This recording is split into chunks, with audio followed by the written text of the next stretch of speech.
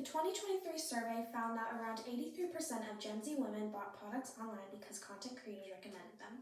Around 53% of Gen Z consumers go to the app TikTok for purchase inspiration. This is because people need validation from influencers or people with high statuses for them to be told what they should buy in order to get the results they are told they should have. One thing that should be known is the social comparison theory. We believe our own social and personal worth is based on how we feel up against others. Basically, people evaluate themselves by comparing themselves with others by their abilities, opinions, and attributes. Another thing would be social media and advertising. How companies advertise their products vary between different brands, and the way ads are advertised greatly impacts whether or not people buy their things. Next is status and identity. Individuals tend to look up to celebrities. For example, it is shown that 28% of 18 to 34-year-olds are more convinced to purchase a product when a celebrity or a person of status is advertising the ad. What I found is that we feel compelled to buy products from companies whose products are very popular, appeal to our wants, and are used among people we look up to because they trigger our needs to feel connected with others, to belong, and to have fun experiences. My first point is that we purchase products that we see commonly used by others because we want to feel more connected with others, to feel like we belong, and to avoid feeling like we are missing out on potential joyful experiences. In a study conducted, children were being tested on the choices they make when influenced by others. 23% of the children switched their choices to settle for someone else's and were more likely to go along with the other person when an option was presented as a group norm. Most people's choices are swayed by what others are doing because we feel more connected with society if we have a shared identity and similar preferences. In a way, it makes us feel less alone. It makes us feel more safe because we are sharing the same experiences as others. Otherwise, if we had a different choice than everyone else, it feels unpredictable. This is proven by the fact that with children, they don't think as hard about their decisions. They just go with whatever their instincts tell them to do.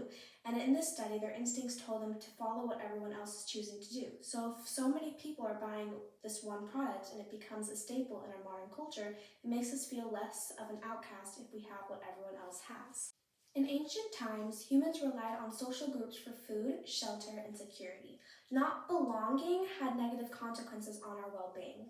Humans have an innate tendency to need to be liked because we have a desire to belong. If we stray too far from the norm, it feels uncomfortable and unnatural to us.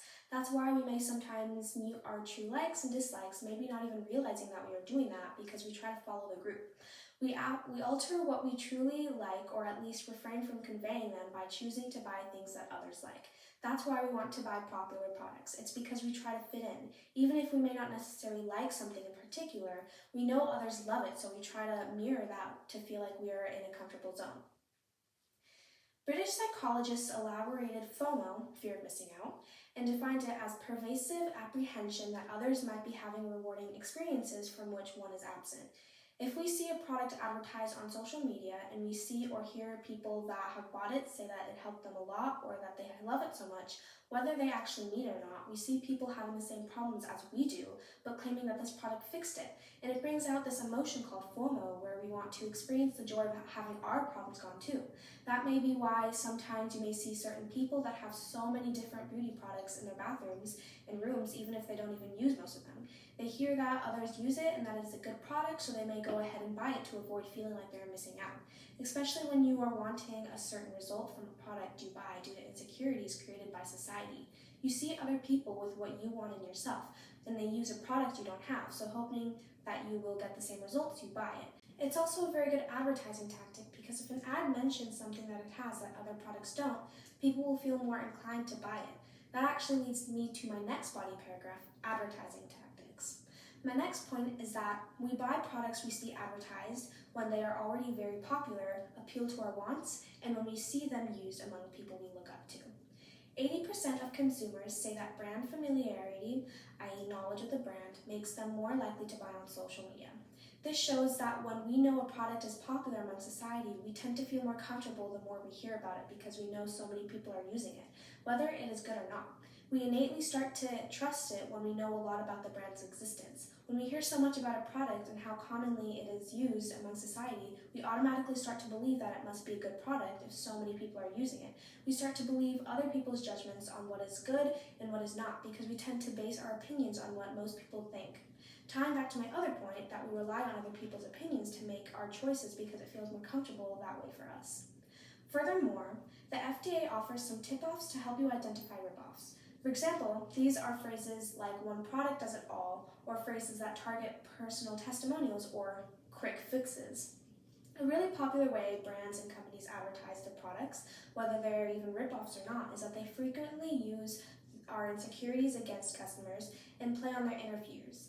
They know what people want in order to fit into society, and they use this as their advantage.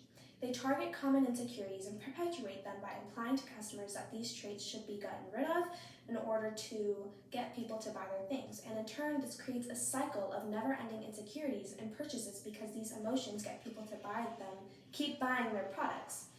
They attempt to lure people in by claims of ridding themselves of undesirable traits in easy and achievable ways, even though they may be completely preposterous. But because some people's judgments are so blinded by their desires, they may not notice that they are being manipulated. They are manipulated by insecurities that companies create because their products tell them what is good and what is not. Then they target them by saying that their products will get rid of these things. Moreover, an influencer with a large following not only has a greater reach, but is also seen as more popular and credible, thus generating higher engagement rates than brands would achieve by spending the same budget on partnering with the less popular influencers. In a study done by the Harvard Business Review, advertisement posts from influencers whose follower bases were one standard deviation larger than average received a 9.2% greater ROI.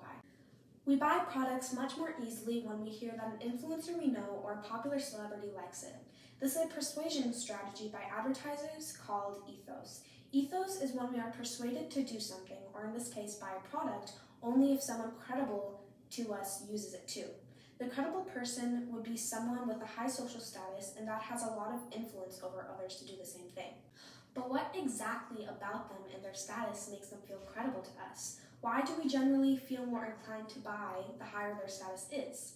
Because when someone is of less popularity, we tend to feel more alike with them, but with someone of higher status, they feel more hard to reach. They are someone we look up to because we want to be like them and as liked as they are. So when they use a product, it makes us feel like we are more on their level because we feel more connected to them. Again, tying back to before, we want to feel more aligned with what others are doing, so we feel more connected with others as a whole. In conclusion, we feel more compelled to buy products from companies whose products are very popular, appeal to our wants, and are used among people we look up to because they trigger our needs to feel connected with others, to belong, and to have fun experiences. Companies attentively advertise in a way that provokes our tendencies to want to fit in by appealing to those emotions. They specifically target those emotions and needs by using the help of modern society, what we compare ourselves to showcase their products. Thank you.